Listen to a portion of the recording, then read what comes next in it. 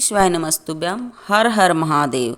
नेपाल में पशुपतिनाथ महादेव से लगभग 15 किलोमीटर दूर वीरगंज में गुरुजी पंडित प्रदीप मिश्रा जी द्वारा बाँची जा रही श्री डोलेश्वर शिव महापुराण कथा आज दूसरे दिन की पूरी हो चुकी है।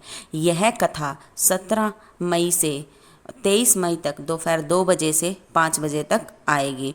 अगर इस कथा में हमें श्री पशुपतिनाथ महादेव, श्री डोलेश्वर महादेव और केदारनाथ महादेव का वर्णन सुनने को मिलेगा। अगर किसी भी कारण से आप आज की कथा नहीं सुन पाए हैं तो संपूर्ण कथा का रास्ता तो आपको इस छोटी सी वीडियो से प्राप्त होगा। बढ़ते हैं आज की कथा की पहली जानकारी की तरफ। हमें कोई भी कार्य कल पर नहीं छोड़ना चाहिए कि कल मंदिर जाना शुरू करूँगी, कल भगवत भजन करूँगी, कल मंत्रोच्चारण करूँगी, कल से उपवास शुरू करूँगी, व्रत शुरू करूँगी। हमें कल पर कोई कार्य नहीं छोड़ना चाहिए, क्योंकि कल करते समय हमारा कल नहीं आता और हमारा काल है, जो हमारी मृत्यु है, हमारे सामने आकर खड़ी हो जाती है और हम कुछ नहीं कर पाते। आज की कथा की दूसरी जानकारी। जो मानव का शरीर है वो 84 लाख योनियों के बाद मानव का शरीर हमें प्राप्त होता है। हमें अपने आज के समय को साधते हुए ही भगवत भजन, कोई व्यवसाय कार्य या अपना जो दैनिक कार्य है वह करना चाहिए। हमें कल पर नहीं छोड़ना चाहिए। आज की कथा की तीसरी जानकारी। हमें अपने बच्चों के सामने कभी भी उनका यशगान, उनकी प्रशंसा या बड़ाई नहीं करनी चाहिए और न ही किसी बच्चे की उनके सामने निंदा करनी चाहिए। ऐसे करने से बच्चों में अहंकार व ईर्ष्या की भावना बढ़ती है। आज की कथा की चौथी जानकारी। सीता देव प्रसाद गुप्ता, वीरगंज, नेपाल से पत्र लेकर आई। गुरुजी, बाबा की कृपा का क्या वर्णन करूं। 5 सितंबर 2021 को मुझे हार्ट अटैक आया। 5 दिन तक मुझे आईसीयू में रखा गया और फिर मुझे काठमांडू के अस्पताल में रेफ़र कर दिया गया। काठमांडू के गंगा लाल अस्पताल में मेरी जांचें शुरू हुई और जांच में मुझे 3 ब्लॉकेज आई, एक 100%, एक 80% और एक 60%। डॉक्टर ने तुरंत ऑपरेशन करने के लिए कहा। मेरे घर वालों ने 10 दिन का समय मांगा कि हम 10 दिन बाद ऑपरेशन करवा लेंगे। गुरुजी, मेरा पूरा परिवार आस्था चैनल पर आपकी कथा सुनता है। आपने कहा था कि 1 लोटा जल सारी समस्या का हल। हमने 1 लोटा जल और बेलपत्र चढ़ाकर बाबा पर चढ़ाकर उसका आचमन शुरू कर दिया। बाबा की कृपा से जब 6 महीने के बाद जांच करवाई तो डॉक्टर ने कहा आपकी सारी ब्लॉकेज खुल गई है, अब आपको ऑपरेशन की ज़रूरत नहीं है, आपका हार्ट है जो अच्छे से कार्य कर रहा है। मैं बाबा को नमन करने आई हूँ। आज की कथा की 5वीं जानकारी। अगर हम किसी से पूछते हैं कि स्वर्ग किसे जाना है तो सब बोलते हैं मुझे जाना है। अगर पूछा जाए तो स्वर्गवासी किसे होना, तो कोई नहीं बोलेगा कि मुझे स्वर्गवासी होना।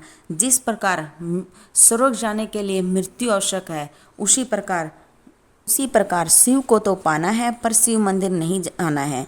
मरे बिना स्वर्ग नहीं मिलता, उसी प्रकार से भजन के बिना शिव नहीं मिलता। आज की कथा की 6ठी जानकारी। किसी भी देवता के नाम के आगे महाशब्द नहीं लगता है। सभी देवताओं में केवल एक ही देवता है जिसके आगे महाशब्द लगता है, वह है देवों के देव महादेव।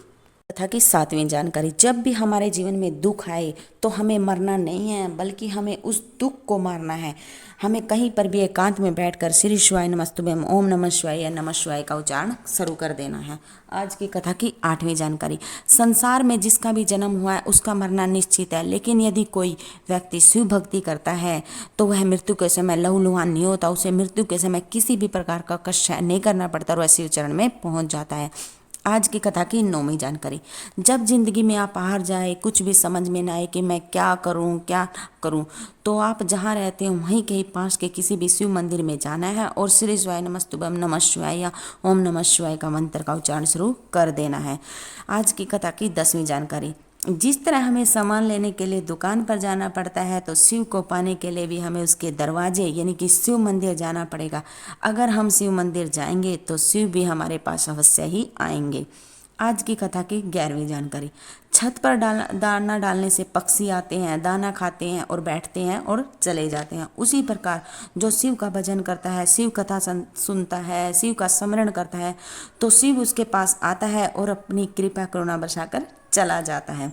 आज की कथा की 12वीं जानकारी। शिव की आराधना करने वाले, शिव का स्मरण करने वाला, शिव की भक्ति में डूबने वाला व्यक्ति स्वयं ही अपने दुखों को खत्म कर देता है। उसे किसी के पास जाने की आवश्यकता नहीं पड़ती।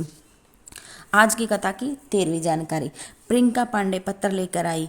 मेरी माँ को 2.5 साल से पेट की बीमारी थी। उसे 2.5 साल से कैंसर जैसी बड़ी बीमारी हो गई थी।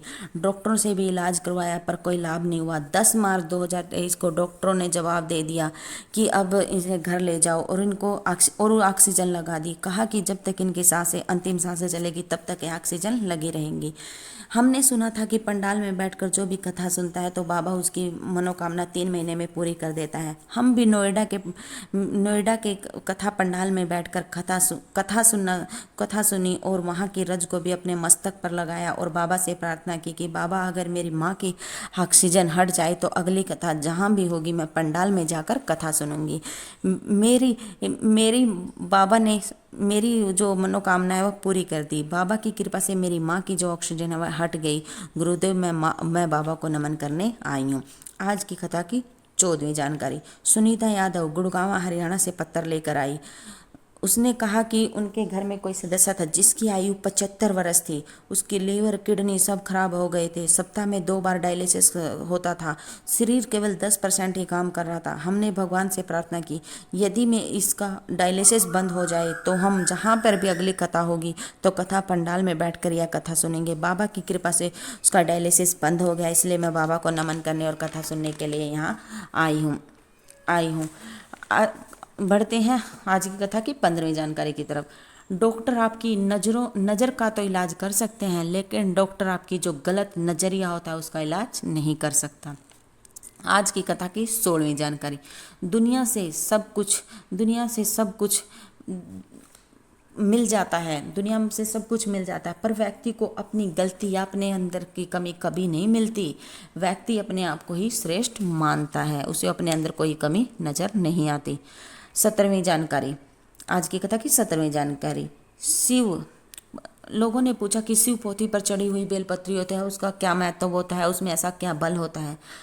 तो गुरुजी ने बताया कि महादेव ने तुमरुका जी से कहा था कि सुनो तुमरुका जी, जो शिव पोथी पर 7 दिन में से 6 दिन तक जो बेलपत्री चढ़ती है वह बेलपत्री जो शिव पोथी पर 6 दिन तक समर्पित होती है वह बेलपत्री बड़ी से बड़ी बीमारी को भी हराकर स्वयं शिव तत्व को प्रदान कर देती है। यह बेलपत्री कोई साधारण नहीं होती है।